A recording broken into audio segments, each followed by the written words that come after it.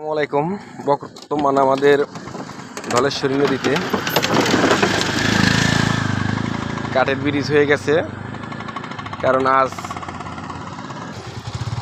21শে November 2025, আজ শুক্রবার প্রথমেই উদ্বোধন করলো আজকে।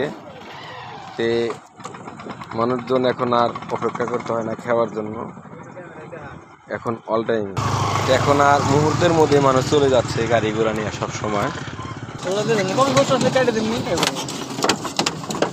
আলহামদুলিল্লাহ, আমাদের এখন মুহূর্তের মধ্যে মানুষ সবসময় যাতায়াত করতে পারে। এখন আর খাওয়ার জন্য ঘন্টার পর ঘন্টা অপেক্ষা করতে হয় না, মানে অল টাইম,